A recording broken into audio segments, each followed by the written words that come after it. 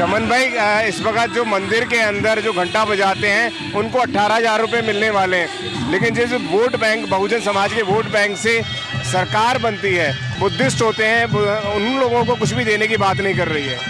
देखिए, मैंने अभी बताया आपको, इनको बौद्ध धर्म से कोई मतलब नहीं है। जो अन्य पार्टियां हैं उनको मतलब है जहाँ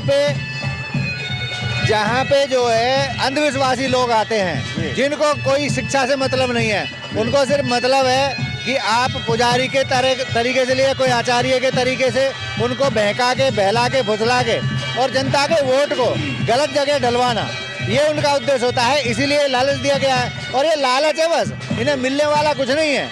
क्योंकि देखिए, वो घंटा बजाते आ रहे हैं और घंटा ही बजाते रहेंगे पूरी जिंदगी। उनको कुछ करना नहीं है, सिर्फ बहकाने का काम करना है। और इस देश की व्यवस्था में जो बहुजन समाज पार्टी ने, बहन कुमारी मायावती जी ने अपने शासनकाल में सरकार में दिया, वो किसी सरकार ने आज तक नहीं दिया। उत्तर प्रदेश का शासन आपने देखा है। मुद्दे हमारा संविधान मुद्दा होता है और चुनावी ये जनसभा है तो चुनाव मुद्दा है। पब्लिक को भी एकत्रित किया जा रहा है और आकाश जी की यहाँ कोंडली विधानसभा में पहली मीटिंग है और हम चाहते हैं ये कोंडली वासियों को आज आकाश जी का जो ओजस्वी भाषण इधर सुनने को मिले और उनकी जो चुनावी संबंधित जो भी भविष्य की प्रक्रिया है वो आपके बताएं और हमें उत्साह अर्जन करें। जी चमन भाई, क्या कारण है कि आज यहाँ पर आकाश जी का भी है और पड़पड़गंज के अंदर नज़दीक में चंद्रशेखर ने भी अपनी सभा रखी हुई है? कारण तो चुनाव प्रक्रिया चालू है, चुनाव सर पे है, कल परसों से घोषणा लगने वाली है। तो अब हर पार्टी को अपने अपने कैंडिडेट यहाँ लड़ाने हैं, तो सभी लोग आयोजन करेंगे अपनी अपनी मीटिंग्स का, और ऐसा कोई कारण नहीं है। बाकी चुनाव चल रहा है तो चुनाव। चमन भाई, क्या कहना चाहेंगे? 70 सीटों पे चुनाव लड़ रही है बसपा, तो कितनी सीटों पे देख रहे हैं? देखिए, 70 सीटों पे चुनाव लड़ेगी बसपा, इसमें कोई डाउट नहीं है। और बहुजन समाज पार्टी का जो कैंडिडेट है वो पूरी मेहनत करता है, कहीं से कोई कोताही नहीं बरतता है और निश्चित रूप से हम बैलेंस पावर में आके हम कोशिश करेंगे कि सरकार किसी की हमारे बगैर ना बने, इस तरह का बैलेंस हम लाने का प्रयास करेंगे। मैनिफेस्टो के बिना, चुनावी घोषणा पत्र के किस तरीके से आप चुनाव में जीत अपनी देखते हैं, क्योंकि तमाम पार्टियां तो लुभावने वादे कर रही है? बढ़िया आपने पूछा है। एक्चुअल में मैनिफेस्टो की जब बात करते हैं मुझे हंसी आती है। हंसी इसलिए आती है कि हमारे समाज, हेलो 1 2 3 हेलो समाज के लिए जो बाबा साहब ने इतना बड़ा संविधान दिया, वो इस देश के दलित वर्ग के लिए, गरीब वर्ग के लिए और मजलूमों के, मजदूरों के लिए वो हमारा मैनिफेस्टो है। क्योंकि संविधान में जो बाबा साहब ने लिख दिया था कि इस देश में जो सरकार रहेगी उस सरकार की नैतिक जिम्मेदारी होगी इस देश के हर गरीब, मजदूर, मजलूम के लिए रोटी, कपड़ा और मकान की व्यवस्था करना, और संविधान में निहित है। लेकिन जो पार्टियां, अन्य पार्टियां आती हैं वो लुभावने लालच लेके आती हैं। अभी जैसे बात चल रही है 2100 रुपये की, आपको पता है कि वो कहीं से पास नहीं कराया गया है, ड्रामेबाजी होती है और हमारे लोग मजबूर तो होते ही हैं क्योंकि उनके पास जरिए नहीं होते। और जरिया कब बनता है? जब सरकार अपनी नैतिक जिम्मेदारी निभा के रोजगार प्रोवाइड कराए। रोजगार प्रोवाइड कराए नहीं तो गरीब आदमी लुभावने भाषण में आके और अपना वोट बैंक जो होता है उसे लुटा देता है और 5 साल के लिए फिर वो तरसता रहता है, उसे कुछ नहीं मिलता। जबकि हमारा मैनिफेस्टो सीधे सीधे है, इस देश के गरीब लाचार को नौकरी दो, बाकी सब चीज़ें वो अपने आप पूरी कर लेगा।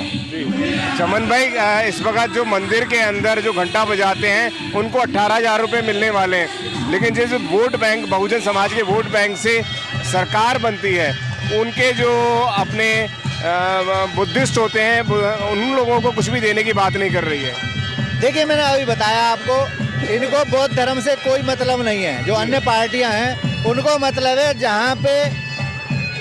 जहाँ पे जो है अंधविश्वासी लोग आते हैं, जिनको कोई शिक्षा से मतलब नहीं है, उनको सिर्फ मतलब है कि आप पुजारी के तरीके से लिए, कोई आचार्य के तरीके से उनको बहका के, बहला के, फुसला के और जनता के वोट को गलत जगह डलवाना, ये उनका उद्देश्य होता है। इसीलिए लालच दिया गया है और ये लालच है, बस इन्हें मिलने वाला कुछ नहीं है।